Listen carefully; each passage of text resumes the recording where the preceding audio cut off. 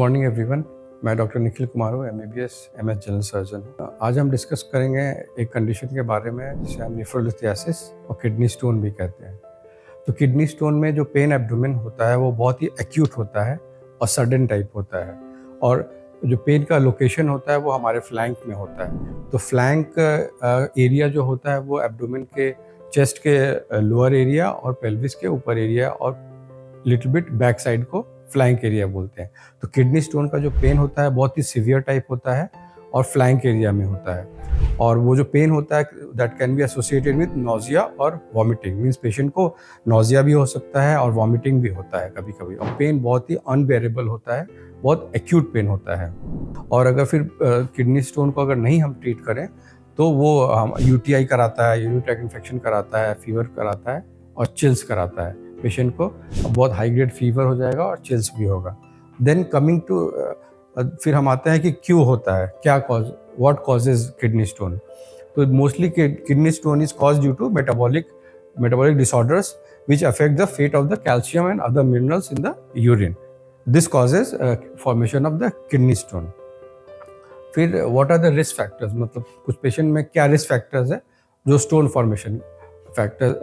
Formation करते हैं। तो coming to the risk factors, imbalance in the pH of the urine. Mostly जो pH imbalance हो जाता है उसी की वजह से स्टोन फॉर्म होता है। तो अगर यूरिन का पीएच का जो इम्बैलेंस अगर होगा तो अगर एल्कली ज़्यादा हो जाएगा तो कैल्शियम स्टोन होगा, अगर एसिडिक हो जाएगा तो यूरिक एसिड स्टोन्स होगा।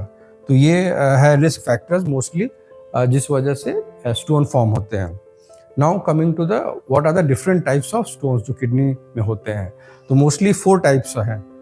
कैल्शियम ऑक्जेलेट जो है वो 80% केसेस में होता है किडनी स्टोन। 80% केसेस में कैल्शियम ऑक्जेलेट होता है। फिर कैल्शियम फॉस्फेट है, स्ट्रूवाइट है और सिस्टीन स्टोन है। मोस्टली ये चारों टाइप है किडनी स्टोन के जो मोस्टली होते हैं। अब हम आते हैं कि पैथोफिजियोलॉजी, क्यों स्टोन फॉर्म होता है हमारे बॉडी में। तो कमिंग टू पैथोफिजियोलॉजी, जो पेशेंट डिहाइड्रेटेड रहते हैं पेशेंट जो कम फ्लूइड लेते हैं, तो उनका यूरिन सैचुरेट हो जाता है। फिर उसके बाद भी अगर फ्लूइड नहीं लेते हैं तो उनका यूरिन सुपर सैचुरेट हो जाता है। तो उसमें जो केमिकल्स हैं वो उसका न्यूक्लिएशन स्टार्ट हो जाता है और एक क्रिस्टल फॉर्म होता है। उसके बाद भी अगर पेशेंट फ्लूइड इंटेक नहीं बढ़ाता है तो उस पर वो सब डिपॉजिट होने लगता है, एग्रीगेट होने लगता है और फिर स्टोन हो जाता है एक छोटा सा। फिर वो ग्रो करता है, धीरे धीरे ग्रो कर जाता है।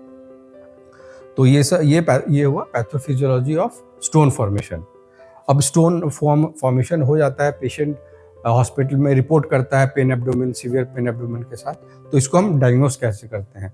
तो कमिंग टू द डायग्नोसिस, तो डायग्नोसिस के लिए हम कर सकते हैं x-ray, KUB, ultrasound abdomen, IVP और CT स्कैन। ये सब प्रोसीजर्स हैं जिनसे हम किडनी स्टोन को डायग्नोस करते हैं। तो डायग्नोसिस के बाद हम जाते हैं फिर ट्रीटमेंट लाइन पे। तो ट्रीटमेंट डिपेंड करता है location of the stone and the size of the stone. अगर किडनी स्टोन का साइज लेस देन 5 mm है तो हम कंजर्वेटिव मैनेजमेंट करते हैं, जिसमें हम पेन के लिए देते हैं, एंटीस्पेस्मोडिक देते हैं, यूरिन अल्कलाइजर देते हैं। ये सब दे के हम किडनी स्टोन को ट्रीट करते हैं ताकि स्टोन जो है वो यूरिन के रास्ते पास हो जाए टिल 5 mm। लेकिन अगर स्टोन मोर देन 5 mm रहता है तो फिर हम सर्जिकल प्रोसीजर में जाते हैं, जो कि ओपन टेक्निक भी हो सकता है, क्लोज टेक्निक भी हो सकता है।